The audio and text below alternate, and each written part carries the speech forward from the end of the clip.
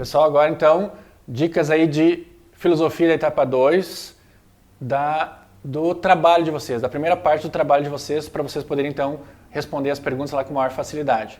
Tá? Ainda sobre o conhecimento, o importante não é o que fazem do homem, mas o que ele faz com aquilo que fizeram dele. Eu tenho que fazer o melhor de mim mesmo, naquelas circunstâncias. Hoje eu não tenho todas as condições de fazer o melhor possível, mas eu tenho que fazer o melhor possível dentro daquelas condições que são dadas a mim. Ficar reclamando, ficar se lamentando, ficar se menosprezando, não vai te levar a lugar nenhum. Aliás, vai aumentar os teus problemas. Então, não interessa o que... mas a minha família é muito pobre, eu não tenho condições. Não, interessa o que tu vai fazer com as condições que tu tem. Tu pode ser o melhor possível naquelas condições, mesmo não sendo as ideais. Ou tu pode ser sucumbido pelas condições que te deram naquele momento. Então, uma pessoa de sucesso, ou mais feliz, ou menos triste, vai ser aquela que não dá tantas desculpas, que não fica procrastinando, né? Que não fica empurrando com a barriga, que vai fazer o melhor de si naquele momento. Aliás, esse é o segredo para o sucesso, tá, gente? Vejam bem. Ser o melhor possível naquilo que tu estás fazendo. Seja o melhor filho possível, seja o melhor esposo possível, melhor esposa possível, seja o melhor aluno possível, seja o melhor profissional possível, né? O melhor médico, o melhor dentista, o melhor professor, o melhor... Enfim, o melhor naquilo que tu estás fazendo. Se tu for, não o melhor que os outros, o melhor de ti mesmo. Dar o teu melhor. Se cada um desse o seu melhor, o mundo seria totalmente diferente. Com certeza. Se os políticos fossem os melhores políticos possíveis, grandes problemas sociais estariam resolvidos.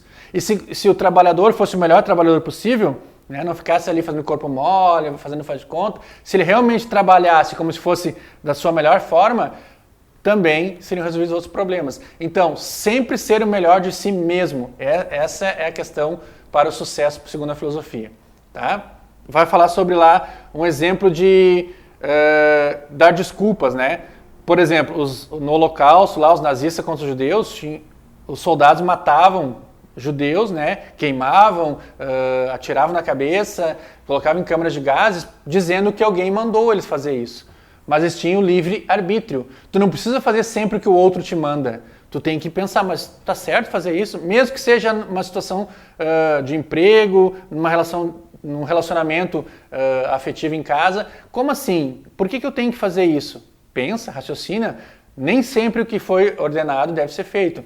Não pode usar essa desculpa aí, como os judeus foram massacrados pelos nazistas e os guardas diziam que eles cumpriam ordem. Como assim cumprir ordem? Tu tem que saber se essa ordem... É como a guerra agora, né, aconteceu agora nesse momento na Ucrânia e a Rússia. Como assim? Que guerra estúpida é essa? Por que os soldados vão lá matar um ao outro? De quem é essa guerra? O mandante da guerra não está no campo de batalha, né? Muito fácil mandar os outros. Deus, com o livre-arbítrio, que se fala bastante nessa parte da filosofia 2, ele nos condenou a ser livres, né? O que seria a questão da maçã lá da árvore? É só uma coisa figurativa. Ele disse assim, vocês podem fazer tudo o que quiserem, só não pode mexer lá. Por que ele disse só não pode mexer lá, só não pode fazer aquilo? Para te dar a opção, para te dar o livre-arbítrio. Se ele tivesse feito o jardim do Éden e dissesse, vocês vão viver aqui para sempre felizes, nós seríamos escravos de Deus, prisioneiros de Deus. Então Deus, na sua sabedoria, ele deu o livre-arbítrio. Vocês podem viver aqui da melhor maneira possível. Tudo isso aqui é de vocês, não vai faltar nada para vocês. Só não pode fazer tal coisa, que na Bíblia dizia que era, né, a árvore lá, comer do fruto proibido. Por que essa conotação? Para realmente nos dar o livre-arbítrio, para nos dar a liberdade de escolha. Deus sempre nos deu a liberdade de escolha, até no paraíso. Tu podia escolher viver bem lá ou, então, fazer aquilo. A única coisa que não podia fazer, para nos deixar livres, para nos deixar com o livre-arbítrio.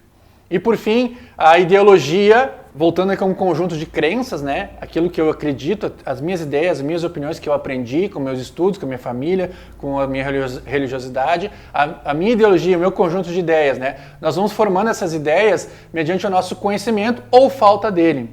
Quando eu não leio muito, quando eu não procuro me orientar, me informar, aprender, eu tenho uma limitação, um conhecimento muito difícil, muito limitado.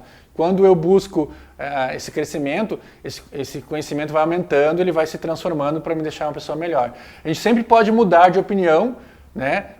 Posso fazer críticas, posso voltar atrás, porque as ideias, as ideologias, elas são mutáveis. Hoje eu posso pensar que essa escolha é melhor, depois eu posso estudar melhor e ver que não era a melhor escolha, não tem problema nenhum voltar atrás, porque a ideologia é mutável, eu posso mudar de ideia sem problema nenhum, certo? Essas são as dicas então da primeira parte do trabalho de vocês de filosofia da etapa 2.